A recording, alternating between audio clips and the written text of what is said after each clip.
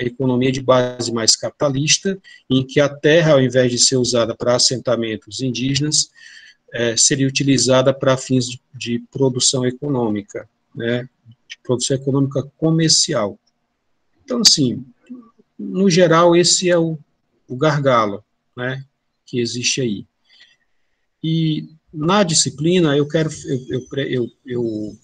priorizo fazer discussão mais técnica do que é planejamento tradicional e estratégico, do que essa discussão mais de natureza política, né? Então, o professor Pinheiro tem a posição dele com relação ao assunto, a gente respeita, né? Mas existem também vozes discordantes dele, né? Que a gente não, infelizmente, não vai poder chamar aqui para falar nessa disciplina. E o importante é isso, é fomentar o debate, né, os diferentes pontos de vista, mas sem perder o nosso foco, que é discutir planejamento do ponto de vista mais técnico.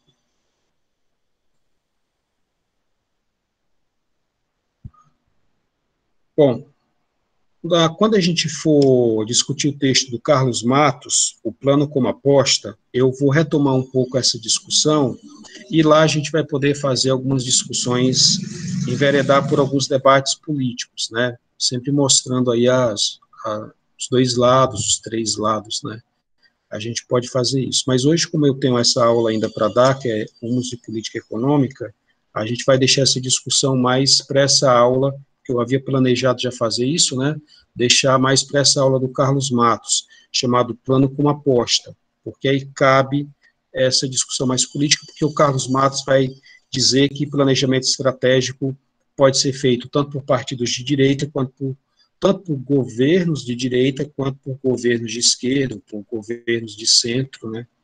Então, quando chegar nessa aula, a gente vai ver isso com mais detalhes, ok? Compreendido, turma? Alguma dúvida com relação à atividade?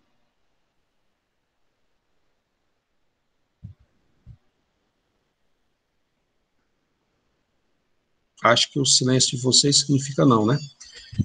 Então, vamos lá. Lucinda, por gentileza, coloque a aula de hoje. E quem não pôde participar? Sim, uma pergunta. Quem não pôde participar, né? Quem não pôde participar, essa palestra do professor Pinheiro foi gravada, e eu vou fazer o seguinte, eu vou pedir que a Lucinda disponibilize aí para vocês, né, para quem não pôde participar. Quem não pôde participar, assiste a palestra do professor Pinheiro e faz a reflexão lá que a gente pediu, né, que eu passei para a Lucinda, né, a orientação que eu passei, né, era de que eu observasse alguns aspectos de planejamento na palestra do professor Pinheiro, né. Tem vários aspectos lá que podem ser observados, né, agentes envolvidos, longo prazo, os gargalos, né, que são os nós, né, enfim.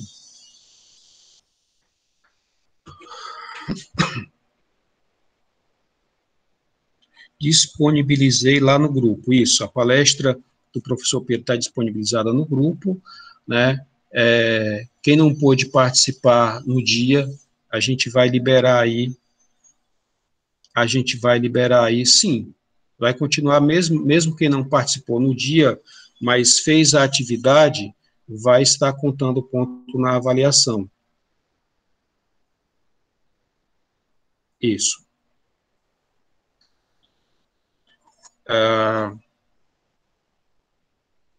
Bom, vamos lá. Planejamento e programação na administração pública, rumos de política econômica. Está aí na tela uma foto do Eugênio Goudin e um breve resumo da biografia do autor, né? O Eugênio Goudin, ele nasceu no Rio de Janeiro, formou-se em engenharia pela Escola Politécnica, foi engenheiro assistente na construção da represa do Ribeirão das Lajes, cedo se interessou pelo problema relacionado com a miséria do Nordeste, quando superintendente da Pernambuco Tramway and Power, empresa que organizou com a participação de capitais ingleses, né? Eu comungo esse ponto em comum com Eugênio Goudin, que também minha pesquisa, ela se baseia numa preocupação com o nível de pobreza, né, que havia e que ainda há no Nordeste. Eugênio Goudin, então, era um engenheiro de formação e ele não chegou a cursar economia, porque não havia no Brasil, nessa época, ainda cursos de economia, né? Quando ele era jovem, né, não havia cursos de economia. Os cursos de economia no Brasil são da década de 40, 50, né? Então ele não chegou a estudar economia, mas ele era autodidata, e, na verdade, ele é um dos pais da economia brasileira. Quando o curso de economia começou no Brasil, o principal representante da corrente liberal era o Eugênio Goudin, e o principal representante da corrente nacional desenvolvimentista era o Celso Furtado, e o principal representante da corrente socialista era o Caio Prado. Então, o curso de economia no Brasil vai começar por autodidatas. Nenhum deles era formado em economia, mas eram homens que compreendiam profundamente os conceitos econômicos, né, e por isso são considerados pais da economia brasileira. Eram economistas, de fato, sem ter passado por banco universitário, porque eles eram formados em outras coisas, mas eram economistas de fato, né. Tem também o Roberto Simonsen, que um dos grandes nomes da economia brasileira. O Roberto Simonsen, como eu disse, também não era economista, porque não havia curso de economia. Quem mais? Tem vários outros, né? O Roberto Campos, né, economista liberal também, que não tinha formação em economia, mas que é um dos pais da economia brasileira também, o Roberto Campos, Celso Furtado, Caio Prado, né, Roberto Simonsen, são aí os pais da economia brasileira, todos eles autodidatas, ok? Pode passar, Lucina, por gentileza.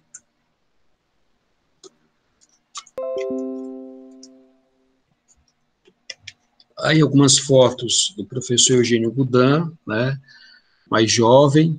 Aí essa foto que ele tira, que ele está falando aí, o microfone, ele está do lado do Juscelino, né, Juscelino Kubitschek, que, como vocês sabem, foi o presidente da República, que transferiu a sede do governo federal, que antes era no Rio de Janeiro, ele transferiu para Brasília. Ele está aí do lado do Eugênio Goudin. O Eugênio Goudin está com um papelzinho aí lendo, e o Juscelino está aí do lado dele sentado, foi o presidente que fez essa transferência. Na década de 50, né? Juscelino foi presidente na década de 50, e ele criou uma cidade inteira, construiu uma cidade inteira do zero, que foi Brasília, e lá colocou a capital federal. Que o Eugênio Goudin chamava de a capital sem capital. Bom, nesse texto aí, nesse texto, Rumos de Política Econômica, o Eugênio Goudin vai basicamente fazer uma réplica dos pontos colocados pelo Simonsen, né? Como eu disse, o Roberto Simonsen é um economista nacional desenvolvimentista, né?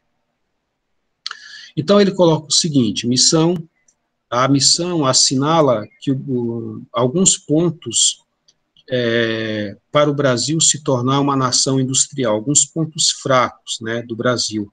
A missão que ele se refere é a missão do Morris Cook, né, aquele americano, especialista americano, que veio ao Brasil na década de 40, um pouquinho antes, né, e fez uma análise da economia brasileira. Esse analista americano, ele fez um relatório, né, e lá no Conselho de Política Econômica Brasileiro, do qual fazia parte o Goudin e o Simonsen, eles vão ter como base esse relatório técnico feito pelo Mr. Cook.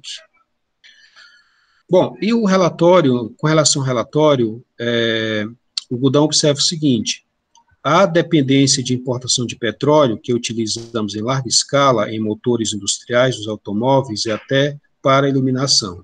Ele constata, né, essa dependência. A importação de carvão mineral para os transportes e motores industriais, também é uma dependência. A carência de metais especiais e equipamentos para novos empreendimentos e conservação dos existentes. Aí são os pontos do relatório: dependência de petróleo, importação de carvão mineral e a carência de metais especiais. São os pontos fracos da economia brasileira para se tornar industrial. O Eugênio Goudin coloca o seguinte, que diminuta é a extensão das nossas estradas de ferro de rodagem, assim como a quantidade de energia elétrica que produzimos. O maquinário industrial, em elevada proporção, é obsoleto e em muitos estabelecimentos a produtividade é baixa, havendo evidente falta de técnicos. Então, o Dan vai dizer que o nosso problema de subindustrialização não tem tanto a ver só com a escassez de recursos naturais, mas com a falta de mão de obra qualificada. Ele diz, temos carência de capitais e de mão de obra especializada para a indústria, e, no entanto, nossa legislação e nossa organização econômica não favorecem a imigração e os investimentos estrangeiros. Então, o Goudin achava que uma das saídas para a industrialização era a imigração, né, de povos, de nações já industrializadas, né, como ingleses, como italianos, né, que viriam para cá contribuir para o nosso processo de industrialização. E ele diz, não favorece a migração e os investimentos estrangeiros. Então, ele defende também que haja maior investimentos estrangeiros. Não são empréstimos conseguidos em bancos, são, na verdade, dinheiro de empresas estrangeiras vindas para o Brasil para investir no Brasil, capital internacional vindo para o Brasil. Nem estimulam a mobilização de capitais nacionais para fins reprodutivos. Então, ele está dizendo que o problema é esse, né? Não é só ter os recursos naturais, né? Tudo bem que ele reconhece que existe uma falta de recursos naturais, né? Algumas dessas faltas, mas não é isso o determinante, certo? Não é isso o determinante. O problema tem mais a ver com a política de governo que não favorece, por exemplo, se favorecesse investimentos estrangeiros, nós teríamos empresas tentando perfurar petróleo, né?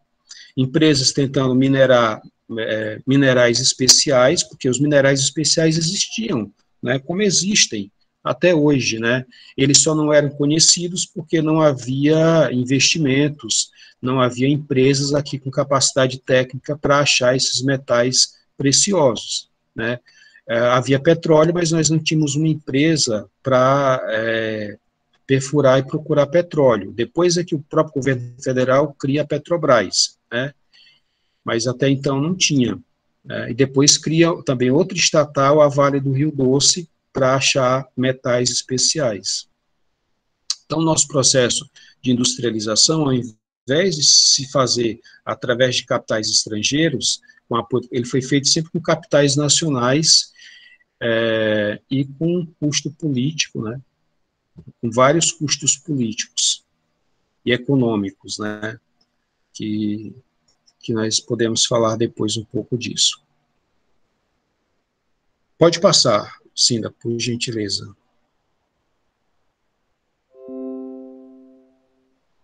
Porque, deixa eu só voltar um pouquinho nessa questão dos capitais, né? Porque o governo federal acaba pegando capitais públicos, né, dinheiro público, ou então pedindo dinheiro emprestado lá fora para financiar um programa de industrialização, quando, na perspectiva do Goudin, se poderia fazer esse programa de industrialização com capital externo, né, e usar os capitais nacionais, o capital nacional, para investir em prioridades, como educação, saúde, né, e segurança. Então, é isso.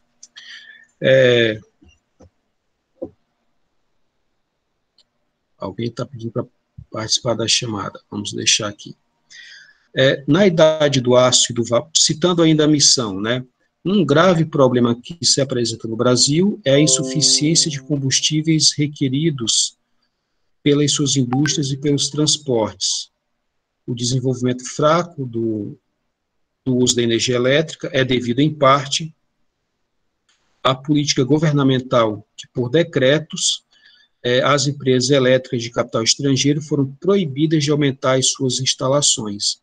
Então, ele está dizendo, olha, a energia elétrica é um fator crucial para o desenvolvimento industrial, porém, o governo, ele barra a iniciativa privada, proíbe a iniciativa privada de expandir o parque elétrico e fornecer energia elétrica para a nossa indústria, e isso tem como consequência um atraso no processo industrial, né? Eu lembro aqui de uma palestra do presidenciável Ciro Ferreira Gomes, né, em que ele dizia que um dos motivos do Estado ser intervencionista na questão industrial, né, do Estado ser protagonista, né, porque no Brasil o Estado é o grande protagonista histórico do nosso processo de industrialização, né, o Estado empresário. Aí ele diz assim, que isso era porque a iniciativa privada não tinha dinheiro, né, para investir, o que não é verdade, sabe? Eu escutei ele falando isso na palestra e eu pensei na hora, bom, isso não é verdade, a iniciativa privada, o Parque Industrial Brasileiro prosperou muito com os capitais da iniciativa privada, desde quando a gente tem notícia, né, que é um censo do IBGE, desde 1919, né, que é um censo, acho que não era nem IBGE ainda, mas existe um censo, o Censo Industrial de 1919, que aponta a participação da iniciativa privada na criação de indústrias, né, fábricas e indústrias. E a gente está vendo o Budan aqui dizendo a mesma coisa, que era o próprio governo que freava a iniciativa privada para ele poder controlar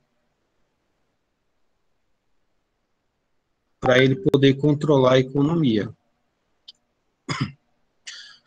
Pessoal, vocês estão escutando direito? Como é que está aí? Aqui eu escuto bem, professor. Ah, tá, porque um aluno colocou que estava cortando o áudio, talvez seja o seu equipamento, tá, colega? Pode ser a sua internet, tá? Verifique aí. Então é isso, né? Então é isso. Essa que o Budan tá colocando é que o próprio Estado, ele barra a iniciativa privada para ele ter o protagonismo. E por que o próprio Estado faz isso, né? Porque enquanto a sociedade quanto mais a sociedade depende mais do Estado, mais espaço existem para os políticos, né? Porque a sociedade se torna cada vez mais dependente dos políticos. Imaginem se a gente tivesse uma educação de primeiro mundo, uma saúde de primeiro mundo, uma segurança de primeiro mundo, se os políticos teriam todo esse espaço que eles têm, né? Eu acredito que não. Mas vamos adiante.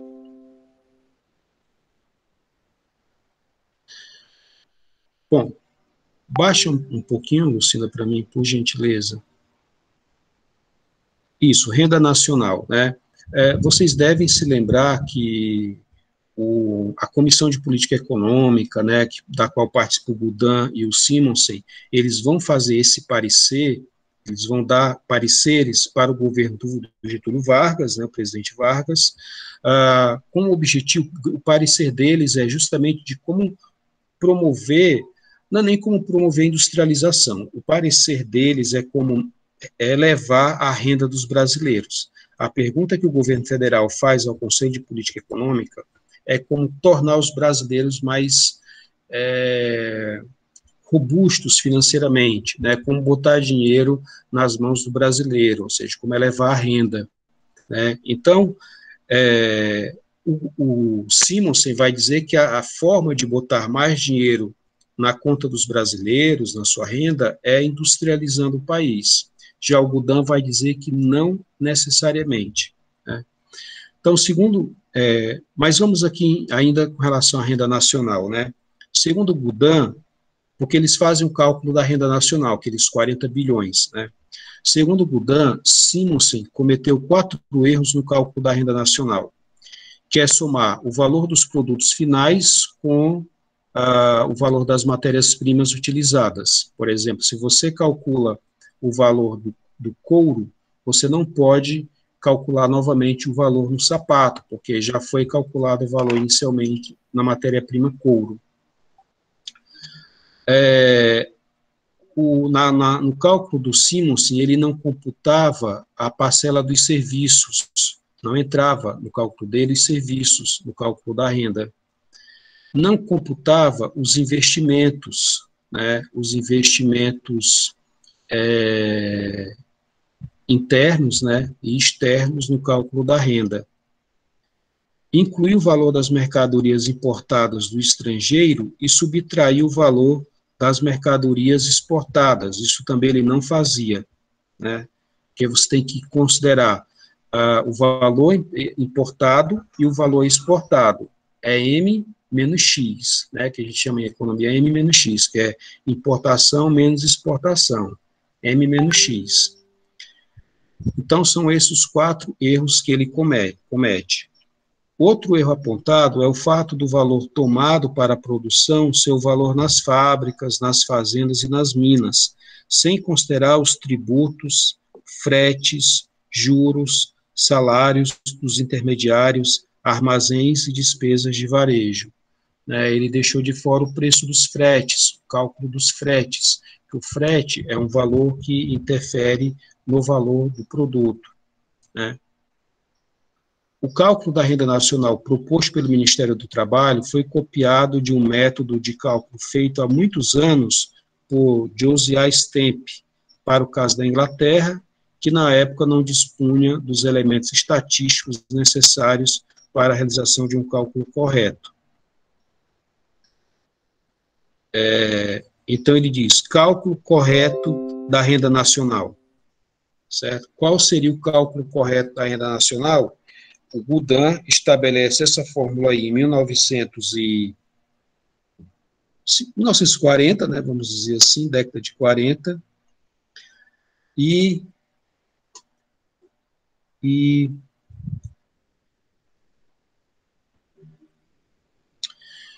esse cálculo, ele permanece até hoje, né, que é essa fórmula aí, salário, como é que se calcula a renda de uma nação?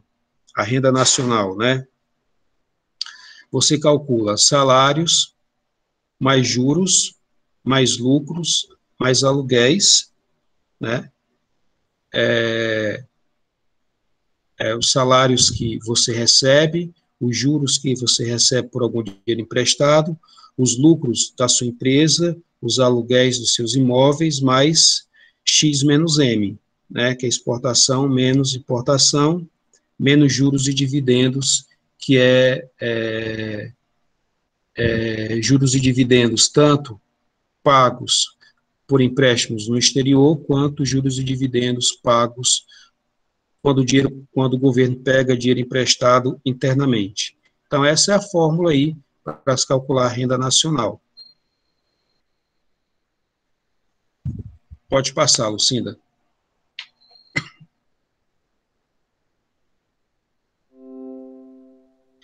A mística do plano. Essa aí é uma das partes mais interessantes, né, no texto do Goudin, que é quando ele diz que o plano, existe uma mística em torno do plano, ou seja, um mistério, né, o que quer dizer que todo governo latino-americano acha que a saída para a economia é fazer plano nacional, é fazer planejamento, né. Então, ele chama de a mística do plano, né, que todos acham, né, que sempre que tem um problema, né, inclusive, isso é uma tendência até hoje, né, na política, né, no governo federal, sempre que tem um problema, uma crise, a primeira coisa que os governos fazem é apresentar um plano, né, foi o que o governo federal fez em 2008, quando apresentou o PAC, né, o PAC é uma decorrência da crise imobiliária norte-americana, é uma resposta à crise imobiliária norte-americana.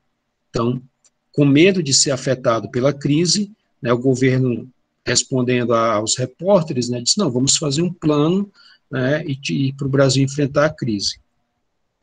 Bom, eu estou falando isso, não é que eu seja contra plano, né, planejamento, pelo contrário, a gente ministra com disciplina de planejamento, né, é que a natureza desses planos que são elaborados, que são planos tradicionais, é que nos preocupa. exemplo de planificação econômica pelo Estado, né? Nós temos o New Deal, né, o New Deal foi aquele plano que os Estados Unidos fez, né, após a crise da Bolsa de Valores de 29. Então, eles fizeram um plano para recuperar a economia, né, e os americanos voltarem a crescer sua economia.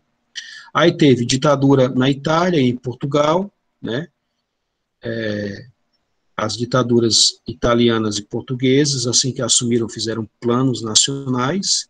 A Alemanha hitlerista fez um grande plano, né, o plano dos nazistas era conquistar toda a Europa, né, e eliminar fisicamente os povos considerados inferiores, porque os alemães diziam que pensavam que a Europa era o seu espaço vital. Então, eles consideravam alguns povos como inferiores e pretendiam eliminar fisicamente esses povos. Então, para isso, eles fizeram um plano. A experiência russa, né, que é a mais premente, assim, né, porque depois da Revolução Russa de 1917, eles começaram a fazer planos nacionais de desenvolvimento na Rússia, né, em 17, e essa experiência russa de planejamento é ela que vai influenciar o Brasil dos políticos nacionais desenvolvimentistas. Eles vão se basear na experiência russa, né, que depois se verificou que foi uma experiência fracassada, né, terminou com aquela denúncia do Nikita Khrushchev, né, falando dos crimes do Stalin, e o comunismo na União Soviética terminou sendo bastante abalado, né. Quando eu era estudante, eu lembro muito bem, né, que na época hoje o comunismo está muito fraco, né. Quando eu era estudante na escola pública, a influência das ideias comunistas eram muito fortes, né. Eu fui do movimento estudantil, então tinha colegas que se achavam melhor do que os outros porque eram stalinistas, né. Aí tinha meus colegas estudantes que, não, eu sou bolchevique. Você é stalinista, né, você é trotskista. Então, nós tínhamos os stalinistas, era basicamente isso, os stalinistas e os trotskistas. Os stalinistas eram os mais radicais, né, mesmo os crimes denunciados por Nikita Khrushchev, né, inclusive o Stalin tentou assassinar o próprio Trotsky, né, no México. Aliás, assassinou o Trotsky no México, quando ele estava tomando banho na sua banheira, veio um sujeito, deu uma paulada na cabeça, e o Trotsky ficou lá desmaiado. Então, havia, na época que eu era estudante, essa dicotomia, né? Eu era do movimento estudantil, então tinha lá os stalinistas e os trotskistas, né? E eu nunca me enquadrei em nenhuma das alas, porque eu sempre achei aquilo tudo meio sem sentido.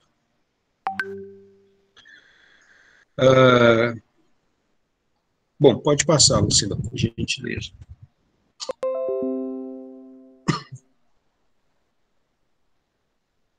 Deixa eu ver só o título, Lucila, por favor, suba um pouquinho. Só o título aí para eu ver. A mística do plano, não, pode descer. Mística do plano, sim. Sim.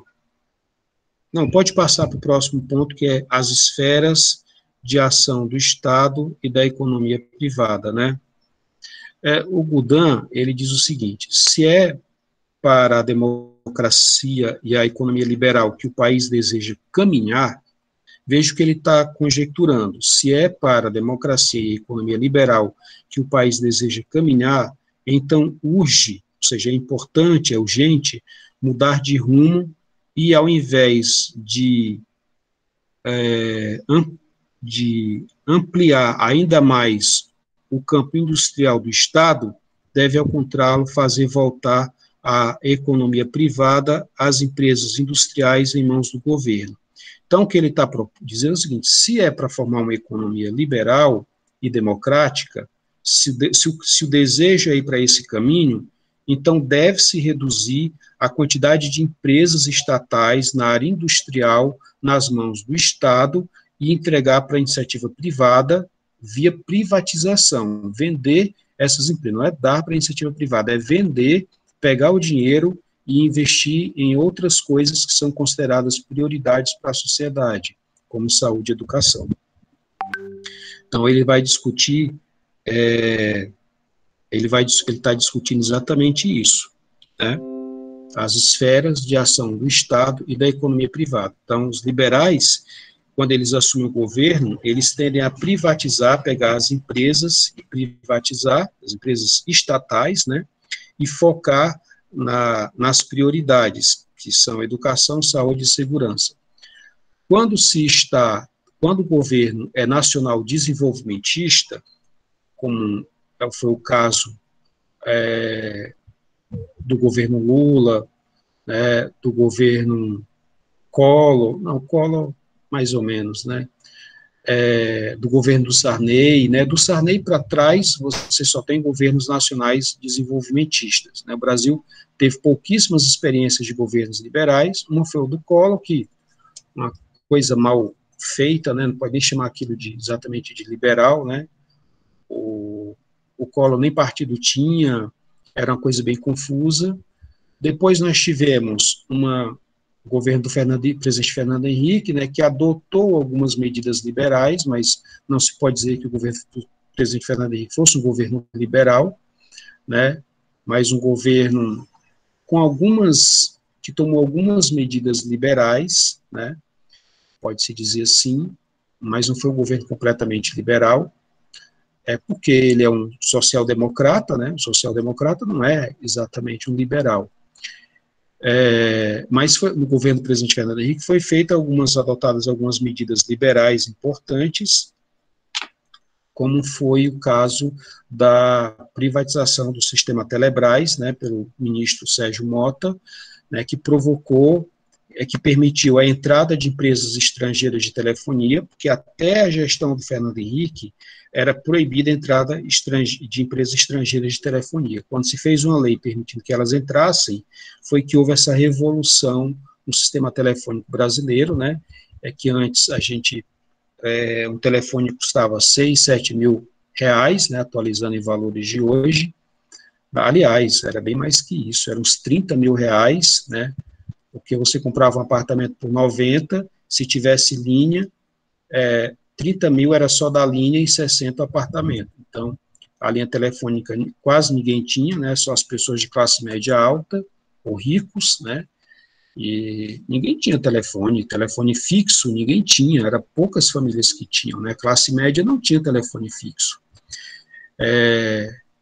Então, foi isso. Então, quando houve a abertura para a entrada de empresas estrangeiras, houve uma avalanche, né? Todo mundo começou a poder comprar um celular, comprar créditos, enfim, chegamos na experiência que nós estamos hoje. Pode passar, Lucila, por gentileza. O sentido do planejamento, de Eugênio Goudin. Bom, esse é um outro ponto importante no pensamento do Eugênio Goudin, né?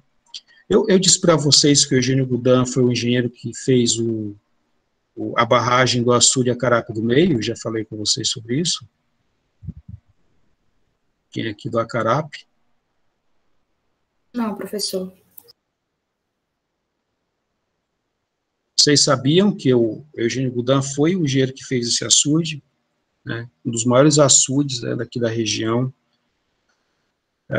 foi obra dele, né, e, enfim, ele, apesar, eu não sei, acho que ele era do Rio, né, mas ele tinha muita afeição aqui pelo Nordeste.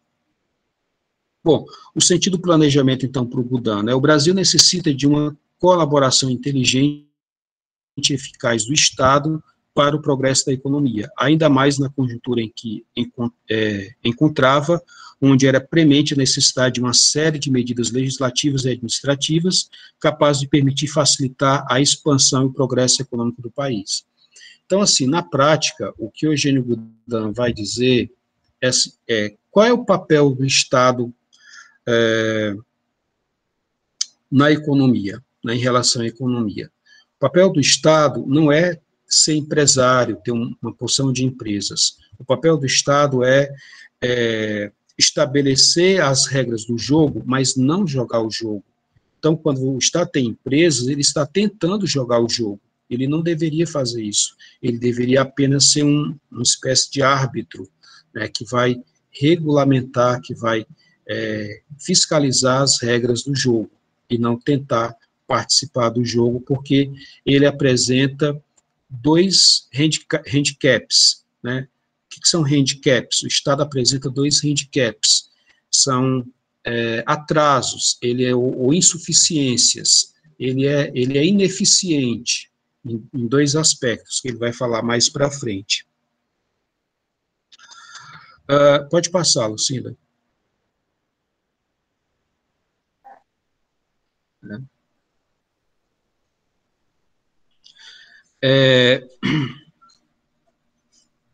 Ele vai dizer o seguinte: a segunda parte desse parecer, que será apresentada, tem por fim formular algumas das principais diretivas da política econômica e financeira que permitirá atingir esses objetivos. Pode passar, Lucinda, mais um pouco. Outro ponto é o problema monetário. Ele diz assim: não há plano possível sem ordem monetária. O que é o problema monetário? O problema monetário era o fato de que no Brasil o dinheiro, né, a moeda, ela não tinha força. Ela era desmoralizada o tempo todo, desmoralizada, para não usar a palavra desvalorizada, né? Ela era desvalorizada o tempo todo. Então era um grande problema, porque os assalariados, né, recebiam salário, quando eles iam para o mercado fazer compras, o salário já tinha perdido o valor, porque a taxa de inflação era muito alta. Então, o problema monetário é basicamente taxa de inflação. Então, não há plano possível sem ordem monetária, sendo necessário, primeiro, restabelecer essa ordem para só então criar um plano para a economia brasileira.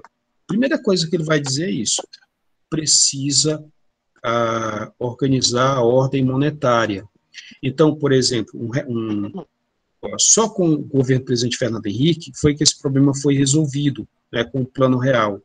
Mas até 94, 98, né, até 98, o Brasil sofreu com altas taxas de inflação, né. Só com o Plano Real foi que isso foi colocado, esse problema foi equacionado, né.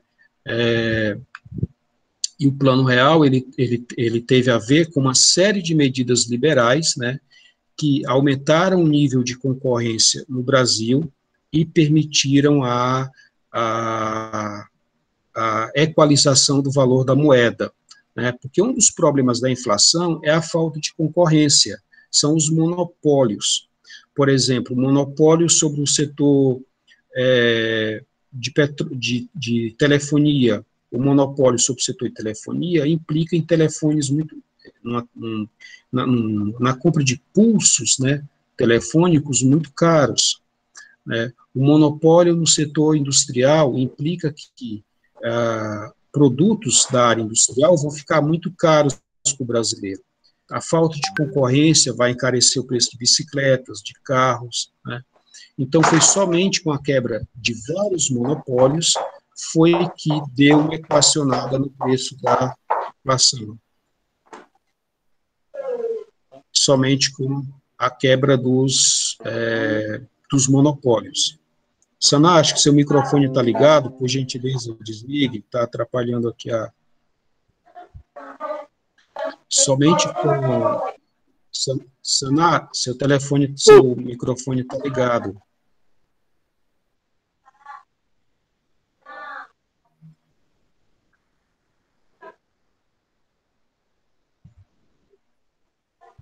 Escutou, Sana? Seu microfone está ligado.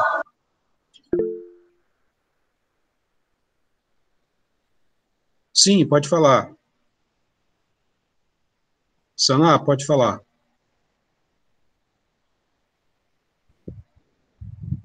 Levantou a mão. Bom, foi sem querer, tá certo. Tudo bem. Então, sem problema, Sana, vamos lá. Então, é isso, né? Foi justamente a falta de concorrência, foi com a quebra dos monopólios, né, Foi com a quebra dos monopólios que começou a haver um equilíbrio monetário. Então, ele diz que a primeira coisa é isso. Quando você, a partir do momento que você corrige a moeda, né, equilibra a moeda, aí sim você pode fazer planos, porque você sabe quanto o governo vai ter de poder econômico, né? Quanto o governo vai ter para gastar, para investir.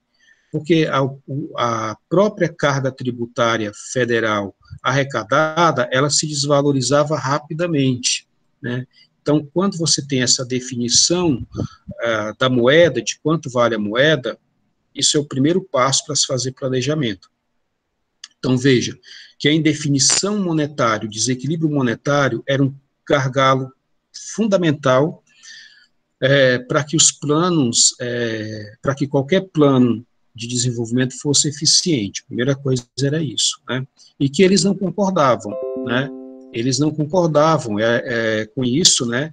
Os políticos nacionais desenvolvimentistas chamavam esses monetaristas, né? Chamavam esses economistas liberais de monetaristas. Esses monetaristas, né? Até tem aquela economista portuguesa, né? Esqueci o nome dela agora, Maria da Conceição Tavares, né? Que via aqui no Brasil, né, Maria da Conceição Tavares, né, que dizia que estou de saco cheio desses monetaristas, né. Aí uma vez o Roberto Campos disse que a afirmação dela era biologicamente impossível, né. Enfim, sua afirmação é biologicamente impossível. Enfim, mas é isso, né, o problema monetário, ele é um gargalo que precisou ser resolvido e só foi resolvido na gestão do FHC. Pode passar, Lucila, por gentileza, adiante. O equilíbrio econômico, isso, o equilíbrio econômico. Uma vez atingido o emprego total, novos empreendimentos farão subir os preços, mas não farão crescer a produção.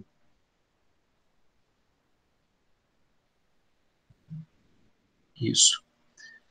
Princípios a serem observados. Essa noção de emprego total é uma noção que, na verdade, uma noção liberal, mas que, na verdade, ela depois acabou sendo revista, sabe? Os liberais hoje não trabalham mais com essa noção de emprego total. Né? Mas ele está dizendo aí, uma vez que todo mundo esteja empregado, novos empreendimentos apenas farão subir os preços, você vai ter um aumento da taxa de inflação, né, com a questão do emprego total, né. Então, Keynes escreveu um livro chamado Teoria Geral, né, em que ele diz que o emprego total não é possível. E, de fato, ele não é possível, mas se consegue, nas economias liberais, chegar bem próximo do emprego total, né. Se a gente fizer aqui uma pesquisa, a gente vai ver que os países da OCDE, que são liberais, têm as menores taxas de desemprego da Europa, né, enquanto os países da Europa que estão tendendo a economias nacionais desenvolvimentistas ou socialistas têm altas taxas de desemprego. Espanha, Portugal, né, a Grécia já quebrou. Então, é mais ou menos isso que ele está dizendo. Necessidade para uma situação de inflação e de emprego total, o remédio é o de estancar a inflação e não de tentar aumentar a produção.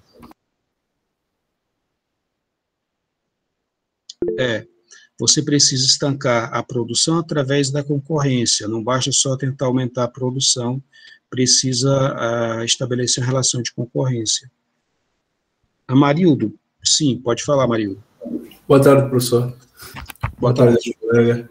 Sim, professor, quanto a essa questão do emprego total, que Keynes afirmava, não se está dizendo necessariamente da capacidade produtiva do país, ao invés do emprego necessariamente dito como um emprego de trabalho e tal, porque que eu até o momento entendi sobre essa questão, né, era necessariamente sobre a capacidade produtiva do país, desde o emprego, né, formal, como nós conhecemos, né, que é o trabalho, e o emprego, por exemplo, do quanto é que as máquinas, né, por exemplo, as empresas que um país tem, em geral, podem produzir, né?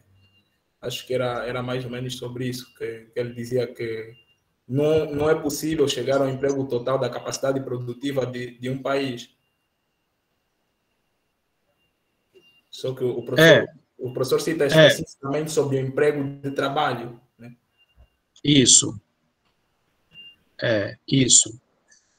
Pois é, ele faz essa crítica, né, aos economistas liberais que acreditavam na possibilidade de se chegar ao emprego total, né, e o Keynes faz uma crítica, né, dizendo que isso não necessariamente era possível, porque ia sempre depender da capacidade instalada do país, né, mas na medida que essa capacidade instalada ela é ampliada, a tendência é chegar a um nível melhor de emprego, não necessariamente emprego total, né. Mas o Brasil teve uma experiência de quase emprego total, né, antes da crise americana de 2008, o Brasil e algumas economias latino-americanas chegaram bem próximas do nível de emprego total, né. Inclusive, chegou-se a situações em que havia vagas e não havia gente qualificada, né. A gente via isso na televisão o tempo todo, né. A gente lia nos manuais de economia, nos artigos de economia, e via na televisão o tempo todo, né, situações em que havia emprego e não havia gente disponível para trabalhar, né. Nós tivemos vários momentos em que isso aconteceu. Na gestão do presidente Fernando Henrique, nós tivemos uma experiência de quase emprego total, principalmente naquela fase de instalação da indústria naval brasileira, né, que estava parada. Então, assim que a indústria brasileira naval foi toda recuperada, né, houve uma oferta gigantesca de vagas e você não tinha gente qualificada. Por exemplo, precisava de soldador, né, soldador para trabalhar em navios, né, soldando placas de navios, você não tinha gente qualificada. Então era muito curioso, você tinha filas enormes de pessoas querendo trabalhar, mas sem ter qualificação. Faz-se necessário corrigir o grave desequilíbrio da economia, reduzindo o nível das atividades no setor de investimentos, ao limite dos fatores de produção e de transporte. Não, essa parte aqui eu vou pular, vamos para outra parte, porque eu acho que está dizendo a mesma coisa. Vamos para comércio exterior. Aqui está bem pequenininho para eu ler, vamos ver se a gente consegue ampliar aqui. Eu não consigo por aqui, né, claro. Isso, Luciano, obrigado. Eu tentando ampliar por aqui no meu mais. Comércio exterior, né, exportar mais e importar menos, foi possível, é o lema dominante, né, exportar mais, exportar o mais possível e importar o menos possível é o lema dominante. Pensa-se em exportação como uma operação que traz dinheiro para o país e em importação como a que retira. Entretanto, as transações do comércio internacional têm de ser encaradas em seu aspecto real de troca de mercadorias por outras mercadorias. E a maior ou menor vantagem que um país tira do comércio internacional depende da quantidade de mercadorias que nele entrega pela exportação em troca das que recebe por importação. A relação de troca de um país depende principalmente da intensidade da procura dos seus produtos de exportação nos outros países, comparada com a intensidade da procura no país dos produtos importados. Bom, deixa eu explicar isso para vocês. O que ele está tentando dizer é assim, é que os nacionais desenvolvimentistas, né, barra mercantilistas, eles acreditam que o Estado, a economia precisa ter superávit na balança, né? Teve superávit significa dizer que você exportou mais que você exportou mais do que o que você importou. Então, você fica sempre tentando vender mais para o outro e comprar menos do outro, né? E o Eugênio Goudin vai dizer que não necessariamente quem tem superávit na balança está em vantagem, né? Porque você precisa considerar o custo de produção, né? Você precisa considerar o custo de produção. Então, por exemplo, o Brasil exportou 1 milhão de produtos no valor de R$1 milhão e importou produtos no valor de 1 milhão e 500. Logo, o Brasil está perdendo, né, porque ele exportou 1 milhão de produtos no valor de 1 milhão e importou produtos no valor de 1 milhão e 500, então ele está perdendo. Mas ele vai dizer, não necessariamente, porque quanto custou para o Brasil produzir produtos no valor de 1 milhão? Né? E quanto custou para o país estrangeiro exportar para a gente produtos no valor de 1 milhão e 500? Então, ele vai dizer que, na realidade, vai depender sempre do custo e da capacidade técnica de produzir um produto, que o lucro não tem só a ver com o preço, aliás, tem a ver com o preço também, né, porque quanto mais demandado o produto, quanto mais interesse houver pelo produto, maior é o preço, né? Então, o que define o valor de um produto é a sua qualidade, né? É o valor que as pessoas atribuem, que os consumidores atribuem a ele, né? É a sua qualidade. Então, essa demanda por produtos com a qualidade, né, com a expertise do brasileiro, é que dá valoração ao produto. E o custo de produzi-lo também, quanto mais eficiente a economia, melhor, mais baixo o custo de produção, né? Então, tudo isso é levado em conta e não apenas o superávit da balança. O que ele quer dizer com isso é que, um aluno pediu a palavra, eu já dou a palavra. O que ele quer dizer com isso é que ele é adepto da chamada teoria das vantagens comparativas, em que não adianta você produzir algo que o outro produz melhor do que você. Você precisa produzir algo que o outro não produz e que você é mais eficiente. Você vai concentrar seus esforços na produção dessas mercadorias. É a chamada teoria das vantagens comparativas. Um aluno pediu a palavra, acho que foi o Ien. Pode falar. Sim, boa tarde. Boa tarde. Professor, só queria um enquadramento, né?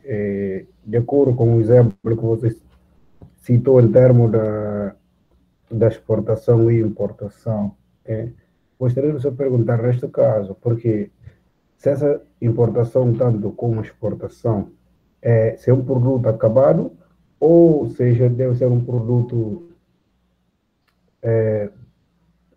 inacabado, né? Agrícola, ou matéria-prima, né? Porque neste caso, o que eu estou entendendo, mesmo se fosse um produto, ou seja, matéria-prima, quem tem mais a perder, quem vendeu ou quem exportou essa matéria-prima, né? Porque vai ser extraído, vai ter muitos ganhos por isso. Então, queria só um enquadramento sobre esse exportação e importação. Se é matéria-prima ou um produto inacabado. Certo. Olha só, a exportação de matéria-prima, se ela for feita com baixo custo de extração e de transporte, ela é vantajosa. A transformação dessa matéria-prima em outros produtos, se ela for feita com eficiência e a baixo custo, ela também é vantajosa. Mas a questão é sempre estratégica. Nem sempre o país que produz minério de ferro tem condições de, tecnicamente, fabricar as placas, né, fabricar com eficiência. Então, é sempre uma questão estratégica, né? Também não adianta você pegar o minério de ferro e transformar em placas se o mercado consumidor dessas placas está sobrecarregado, né? Se tem muitos fornecedores já fabricando. Então, dependendo da situação, talvez seja mais estratégico apenas exportar a matéria-prima, né? É claro, sempre com eficiência no custo, né, e no transporte. Com relação aos produtos agrícolas, é a mesma coisa, né? Durante muito tempo, sempre se falou que, né, o Brasil, para crescer, para se desenvolver, precisava se transformar numa nação industrializada, porque o Brasil era uma economia muito agrícola, muito dependente da agricultura. Porém, essa é a mesma questão, né, da teoria das vantagens comparativas do Davi Ricardo. Se você é um país produtor de produtos agrícolas, mas você faz isso com eficiência, não tem diferença, né? Se você é eficiente no custo, se você é eficiente na produção, a renda que vai ficar é a mesma, não importa se o produto, a renda advém de um produto industrial ou de um produto agrícola, né? A ideia de que os produtos industriais são mais valorizados do que os agrícolas, também é relativo, porque vai sempre depender da eficiência de quem produz, né, da capacidade de custo e do mercado que compra, né, do mercado, é o mercado quem estabelece o valor. Inclusive o Boudin, nesse texto dele, ele apresenta, eu não sei se está aqui no slide, né, mas eu já vou adiantando, né, ele apresenta que na época dos 7 países de renda per capita, né, renda por pessoa mais elevados, renda per capita mais elevada do mundo, dos 7 países do mundo com renda mais elevada, 3 ou são 4, acho que eram 3 desses países eram predominantemente agrícolas, acho que são 3. 3 países desses eram predominantemente agrícolas. Então, você pode ser um país de economia predominantemente agrícola e ter uma renda elevada, uma ótima qualidade de vida para a população, não precisa ser necessariamente uma nação industrial, né, que vai concorrer com a Alemanha, com a França, com a Inglaterra, né. Você pode até fazer isso, mas precisa de uma estratégia. Você não consegue deixar de ser uma nação agrícola e se transformar numa nação industrial de uma hora para outra, né? E não necessariamente você consegue elevar a renda só com produto industrializado. Se você tiver uma economia agrícola moderna, capaz e altamente produtiva, você consegue concorrer e elevar a renda nacional, gerar emprego e renda, né? Certo? Você consegue elevar e gerar emprego e renda. A Marildo pediu a palavra. Pode falar, Marildo. Sim, professor. Quanto a essa questão de se conseguir, né, buscar o desenvolvimento de alguma forma só com a área do agronegócio e tal, o professor não acha muito arriscado, por exemplo, enquanto outras nações, né, que também são, por exemplo, a China, né, como a China, que é muito forte nessa área da agricultura, por acaso é um dos maiores exportadores de uma variedade de produtos, por exemplo, em África, né, como, por exemplo, também a Índia, que são países agrícolas, né, nesse aspecto, mas, ao mesmo tempo, também são países com uma grande capacidade tecnológica. Professor, não acha que seria uma grande desvantagem, imagina, para o Brasil focar apenas no agronegócio, uma vez que, por exemplo, enquanto a China, né, produz máquinas, enquanto outros países produzem máquinas, né, para buscar eficiência na produção agrícola, também o Brasil foca na produção agrícola, mas claramente não vai ter a mesma capacidade de produção que esses países. Por quê? Porque o Brasil vai ter que investir também em máquinas, né, para, por exemplo, produzir produtos agrícolas, desculpa a redundância, né, precisa produzir, né, produtos agrícolas. Mas para isso, para que faça isso com eficiência, precisa, por exemplo, máquinas que o Brasil não produz. Precisa de máquinas que, por exemplo, uma Alemanha produz, uma Holanda produz, que a China produz. né? E, por outra, percebe-se hoje em dia que empregos né, nas áreas da tecnologia, né, ou empregos em países mais industrializados, remuneram mais do que empregos agrícolas, né? E eu acho que, de alguma forma, tem um professor, por acaso, o professor Paulo Gala, não sei se o professor conhece, é brasileiro, ele fala muito sobre esse aspecto, né? Sobre o mito de que o Brasil podia ser uma nação bem desenvolvida só com o agronegócio, né? Porque, por um lado, você compete com países que, além de produzirem produtos agrícolas, né, têm também uma boa capacidade produtiva no que diz respeito à tecnologia. Então, você compete com países que têm máquinas para produzirem melhor, né, e, ao mesmo tempo, você produz e tem que comprar máquina desses países. Então, num cenário internacional, o Brasil estaria, assim, competitivamente muito abaixo do nível, né, desses países. Amarildo, veja o seguinte, o agronegócio brasileiro é um dos mais competitivos do mundo, né? Por conta do clima tropical, se consegue extrair pelo menos 4 safras no ano, né? E a economia brasileira, ela tem sido, o que tem segurado a economia brasileira é justamente o agronegócio, apesar de que, exatamente o que nós estamos vendo aqui, desde a década de 40, que a agricultura no Brasil foi abandonada em prol de políticas de industrialização.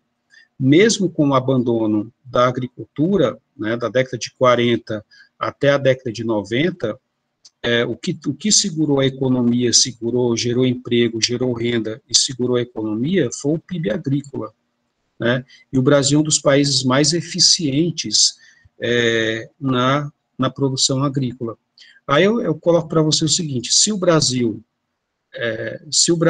tem concorrentes na área da agricultura, né, imagine na área de ciência e tecnologia, né? Imagine na área de ciência e tecnologia, que tem o Japão, tem a Coreia, tem a China, e o Brasil, os estudantes brasileiros tiram as piores notas no PISA em matemática. Como é que você vai formar a gente em ciência e tecnologia se os estudantes não sabem matemática? Entendeu? Então, a questão é da gente buscar aquilo em que nós somos melhores e procurar tirar vantagem disso. Isso não quer dizer, Maria, isso não quer dizer necessariamente que tem que se trabalhar exclusivamente com agricultura, com agronegócio. Veja, quando o Budan faz essa análise, ele está dizendo que não necessariamente se deve abandonar a agricultura, porque o que os políticos brasileiros fizeram na década de 40 foi justamente satanizar a agricultura em prol de um discurso de industrialização, né,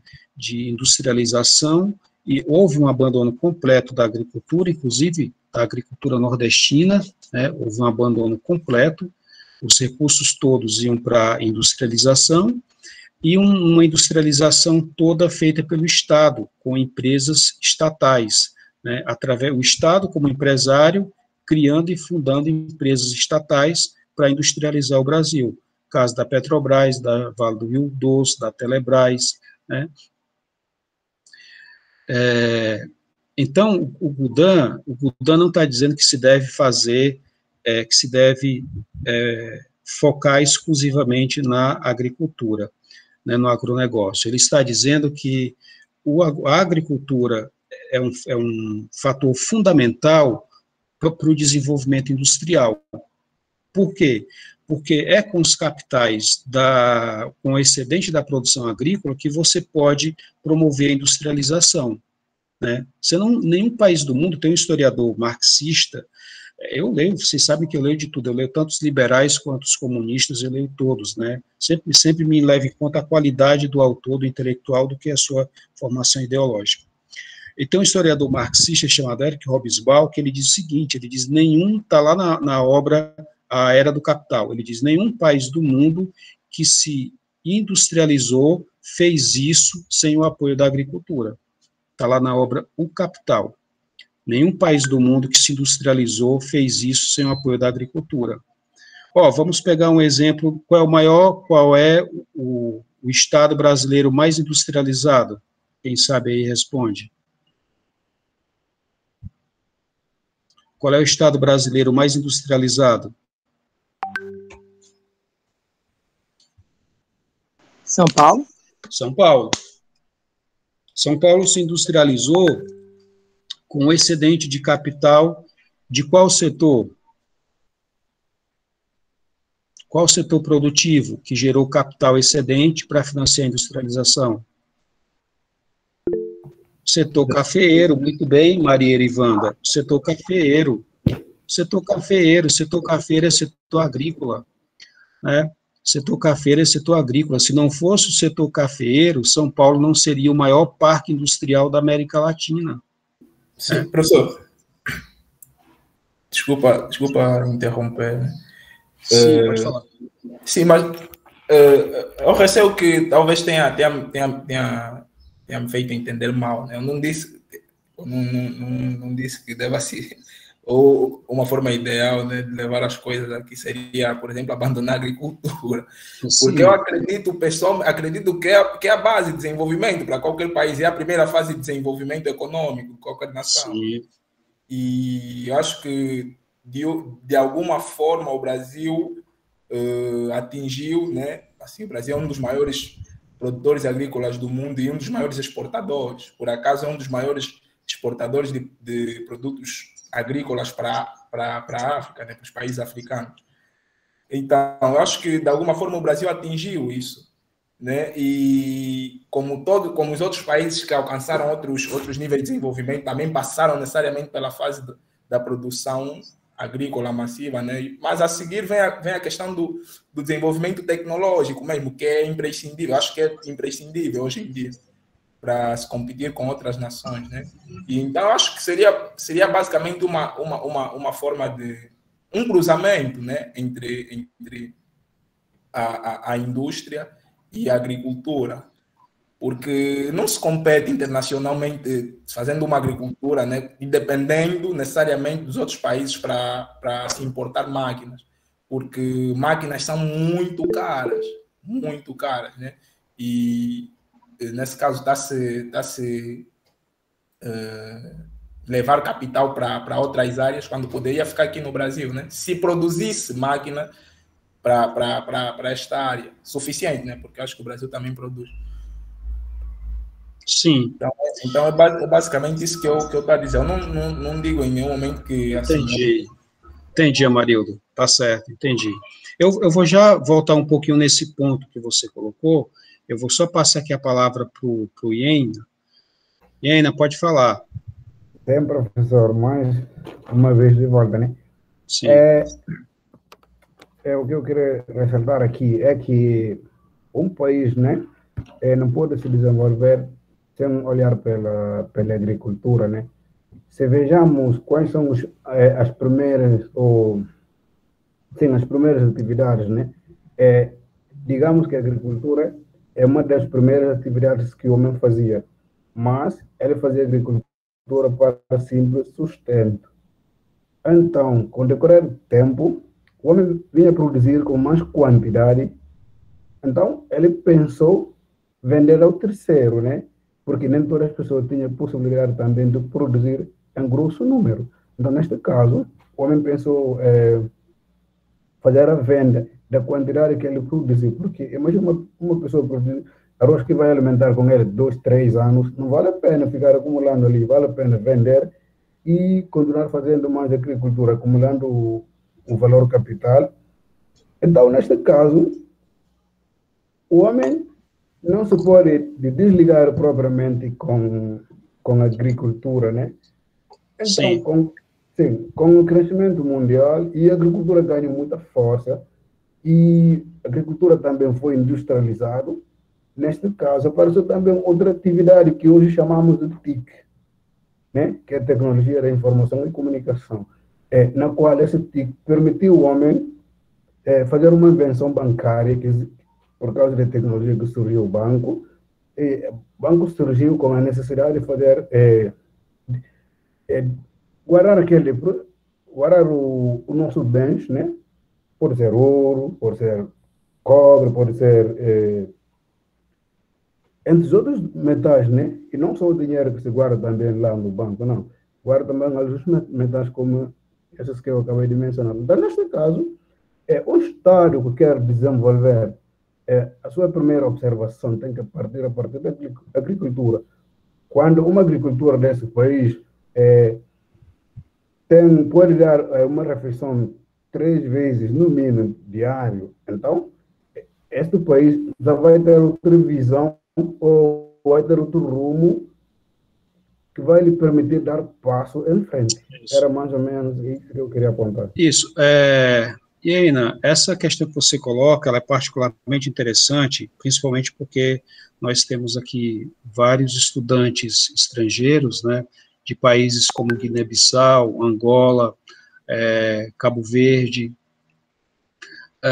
países ainda bastante agrícolas, né, no caso de Guiné-Bissau, cuja economia é bastante assentada na pesca e na extração de castanha de caju, né, mas são, por exemplo, esses produtos, né, são produtos que a Guiné-Bissau leva uma certa vantagem comercial, né, então ela pode fazer exploração desse comércio, e também investir em outros produtos agrícolas para alimentar a população. Não adianta, por exemplo, querer investir de uma hora para outra em ciência e tecnologia sem antes alimentar a população, né? Um estudante para estudar precisa estar alimentado, um trabalhador para trabalhar precisa estar alimentado, né? Então precisa antes fazer isso, né? E produzir um excedente internamente para gerar economia, gerar renda, e só depois que você faz esse dever de casa é que você pode pensar em industrialização. Olha, o caso, por exemplo, do Japão, né? O Japão é a maior potência tecnológica do planeta. E está certo, o Japão não tem condições de solo e de mar para ser uma potência agrícola, para ser uma potência na pecuária, né? Mas o Japão tem condições para ser uma potência na área de tecnologia, muitos metais especiais no seu subsolo. Então, o que o Japão fez? O Japão pegou aquilo em que ele levava mais vantagem e se transformou numa potência econômica. Quando a gente pega o Brasil, né, tirando a exceção de São Paulo, o restante dos estados brasileiros, especialmente aqui no Nordeste, que eu estudei com mais detalhes, eles fizeram, vocês vão ver depois dos meus textos, eles fizeram aqui uma separação, né? Eles abandonaram a agricultura e tentaram implementar uma política de industrialização, que acabou fracassando, né? E, de certa forma, eu concordo com o Amarildo também, quando ele fala da importância, né, de produzir ciência e tecnologia. Amarildo, concordo completamente com você, mas não se pode fazer como eles fizeram no passado, que foi fazer isso em detrimento da agricultura, abandonando a agricultura porque fracassou, né? E o Brasil, para se tornar uma potência em ciência e tecnologia, vai precisar fazer várias reformas, né, principalmente nos campos educacionais, né, melhorar o sistema de ensino para conseguir chegar a esse objetivo aí. Tem condições? Tem, né, mas precisa tomar algumas medidas, não exatamente fazer um plano, né, tomar algumas medidas, né, como, por exemplo, permitir a entrada de empresas estrangeiras que queiram investir em ciência e tecnologia, enfim, fazer parcerias no âmbito internacional, fazer uma revolução na escola pública. Olha, nos Estados Unidos, na Inglaterra, se produz ciência e tecnologia no ensino médio, tem concursos, tem editais. Eu estou falando isso, gente, porque, inclusive, recentemente eu dei a disciplina de inovação e criatividade, e tem algumas coisas aí que estão em mudança, tem algumas novidades aí com relação a isso, né? Por exemplo, gente, olha só, nos países da OCDE, a maioria deles, existe a profissão de inventor. Inventor é uma profissão, você consegue viver da profissão de inventor, inventando coisas, concorrendo em editais muitos inventores são muito ricos, muito prósperos. No Brasil não existe isso, está sendo regulado agora, né? Então, são coisas que precisam mudar. Lucinda, por gentileza, passe para mim essa parte de comércio exterior. Eu só queria que ficasse claro com relação ao comércio exterior, que há essa teoria de que não adianta só quantidade e volume financeiro, mas precisa ver a margem que fica. Eu posso ter uma margem de lucro maior exportando 1 milhão do que um país que exportou 1,5 milhão para mim. Eu posso ter uma margem de lucro maior do que ele, se eu levar em conta o meu custo de produção e a minha eficiência produtiva, né? Posso ter um lucro maior do que ele, embora apareça lá na balança que ele tem superávit, eu tenho, que o superávit dele é maior do que o meu, eu tenho um déficit, ele tem superávit, mas não necessariamente, porque o que vai ficar de receita pode ser maior ou igual ao dele.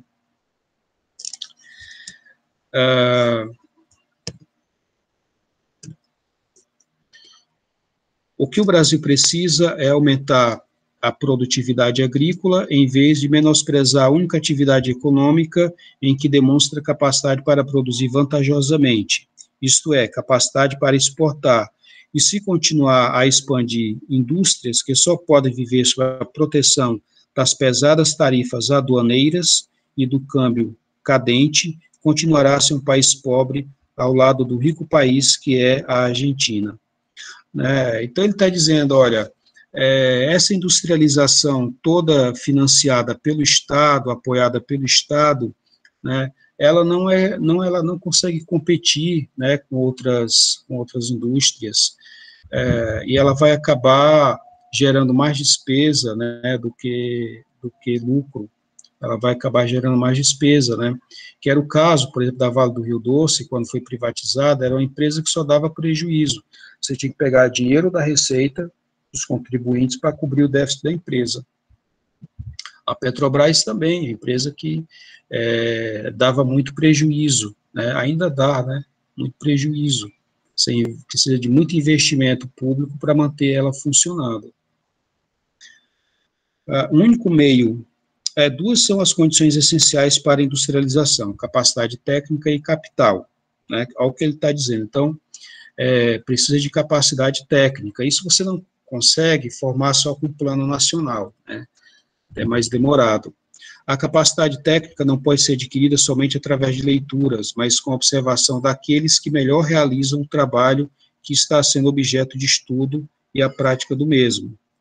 O único meio de formar capital é o de não consumir tudo quanto se produz e destinar uma parte do produto do trabalho de hoje à construção de um melhor aparelhamento para amanhã. Até hoje não se encontrou em país algum do mundo um meio de formar capital. Outro meio de formar capital. O grande problema será mitigado no Brasil, o grande problema que será mitigado no Brasil é o da formação de capital e da sua aplicação. Pois é, ele está dizendo que é isso, é preciso gerar excedente de capital, né? O Estado não pode gastar mais do que arrecada, e a única forma de industrializar é essa. Primeiro precisa equilibrar as contas nacionais, o Estado não pode gastar mais do que arrecada, e precisa acumular excedente, e a melhor forma mais eficiente de acumular excedente é através da agricultura. Né? Agora, o que o Estado brasileiro fez a partir da década de 40? Fez exatamente o contrário. Ele abandonou a agricultura e ele se endividou pegando dinheiro emprestado para realizar a industrialização brasileira nos bancos internacionais. Depois, com o abandono da agricultura, perdeu receita, com as tentativas fracassadas de industrializar, não conseguiu gerar as receitas necessárias para pagar os empréstimos e foi crescentemente se endividando. Né? Por que o Brasil se tornou um país tão endividado, né? Até hoje? A dívida externa brasileira não foi paga, né? Ela continua aí sendo empurrada com a barriga. Apenas foi convertida em DFP, né, como se chama DIFP. DFPI, né, dívida federal interna, né, apenas foi convertida em dívida interna pelo Palocci, aquele ministro da Economia do Lula, né, ele converteu a dívida externa brasileira em dívida interna, mas o valor permanece o mesmo. Então foi isso. Então, a forma é essa, precisa acumular excedente, né, através da agricultura e não gasta mais do que arrecada. Pode passar, Lucila, por gentileza. Pode descer, isso. Pode descer. Pode descer. Vamos para as conclusões aqui. Pronto, as conclusões. Deve o Estado, a conclusão do Budan, deve o Estado abster-se de participar dos empreendimentos, abster-se quer dizer sair, né, dos empreendimentos da seara da iniciativa privada ou de com eles concorrer por meio de organizações ou entidades estatais, paraestatais ou mistas. Que se dê o capital estrangeiro aplicado em investimentos proveitosos ao país, favorável ao acolhimento e igualdade de tratamento em relação ao capital nacional, né, que justamente eles tentam fazer o oposto, né, que é sobretaxar a entrada dos investidores estrangeiros. Recomenda-se que de 5 em 5 anos se proceda a um inquérito industrial para averiguar o grau de progresso realizado na produtividade técnica dos valores da indústria nacional. São essas aí as principais conclusões do Budan. Eu queria só voltar, Luciano, um pouquinho, porque eu acho que faltou eu falar dos 2 handicaps que o Budan apresenta. Deixa eu ver onde está aqui os 2 handicaps. Pronto, peraí. Suba um pouquinho, industrialização e produtividade. Acho que é nesse tópico aí.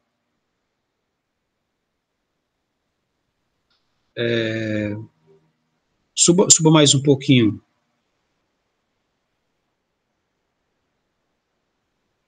Mais um pouquinho. Acho que é depois dessas imagens aí.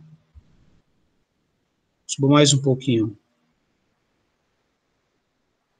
Eu não estou achando aqui. Passou aí. Mas o Budan, ele fala de 2 handicaps, né? Por que o Estado, ele é ineficiente, né, quando ele quer fazer a função de empresário, né? Ele é ineficiente por quê? Porque ele precisa lidar com uma burocracia, as decisões do Estado gestor, vamos pensar no Estado gerindo a empresa, né? Uma Vale do Rio Doce. Para gerir a Vale do Rio Doce, ele precisa de toda uma burocracia, né? Relatórios que têm que ser mandados para o Ministério, acompanhamentos, os diretores enfim, são todo um aparato burocrático na administração de uma empresa como é a Vale do Rio Doce. O diretor da Vale do Rio Doce não pode simplesmente tomar uma decisão e a decisão ficar valendo, precisa consultar, precisa levar para o Senado, precisa da autorização do Ministério de Minas e Energia. Então, tem um aparato burocrático que atrapalha, não tem autonomia o diretor da Vale. O outro handicap é o handicap político, ou seja, outro obstáculo, é o obstáculo político, né, que o Comitê Executivo e Diretor da Vale vai ser indicado por políticos, né, por partidos políticos, e não necessariamente essas pessoas têm qualidade técnicas para administrar uma empresa, né. Então, são os 2 handicaps, né. Afora, é claro, os problemas de corrupção, que ele nem comenta aí, né. Mas são esses 2 handicaps. O handicap da burocracia, o Estado é um aparelho burocrático, né? As empresas estatais são muito burocráticas, e as decisões dentro da empresa são de natureza políticas, né? Então é isso. A gente percebe isso, né?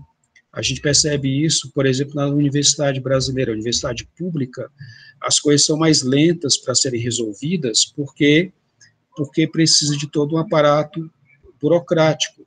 Nas universidades particulares, como não tem o aparato burocrático pequeno, é tudo mais ágil, mais fácil, as decisões são mais rápidas de serem tomadas, né? Olha, vejam, por exemplo, a questão da universidade brasileira durante a pandemia, né, de Covid-19, até que não só a Unilab, várias outras universidades, né, até que a gente chegasse a um plano de ajuste para a universidade funcionar durante a pandemia, né, uma estratégia, demorou pelo menos 2 anos. 2 anos para que a universidade botasse em funcionamento um plano que permitisse que ela funcionasse mesmo em tempos de pandemia. As universidades particulares resolveram isso aí rapidamente. Rapidamente eles já começaram a funcionar de maneira online, as aulas foram organizadas e tal. Por quê? Porque tem um handicap burocrático e tem um handicap político. Bom, gente, é isso aí, chegamos aqui ao final. Lucinda, por gentileza, querida, deixa só que eu mostrar aqui as referências para os meninos, isso. Tá aqui as referências, né, que é o Rumos de Política Econômica. Agora vamos lá para a lista de exercícios. Aí tem uma listazinha de exercícios, são 5 exercícios, né? Qual a diferença no cálculo da renda nacional entre Roberto Simonsen e Goudin? A pergunta, né? Simonsen conta a matéria-prima e conta o produto final, Goudin não, né? Tem outras diferenças. Explica o que significa equilíbrio econômico nas economias de mercado, está aí no slide. O que Eugênio Goudin chama de mística do plano, está no slide. Na análise de Goudin, quais os 2 handicaps nos empreendimentos do Estado? Eu acabei de falar. Por que o protecionismo aduaneiro praticado pelo Brasil é prejudicial para o país? Está aí também no...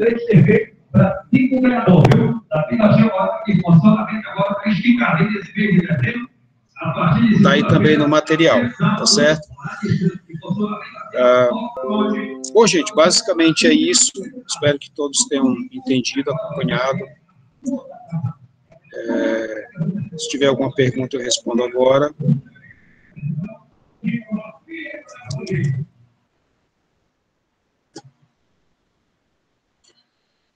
Sem mais perguntas, não é? Eu agradeço a participação aí do Iena, Maria Vieira, do Amarildo, né, que participaram.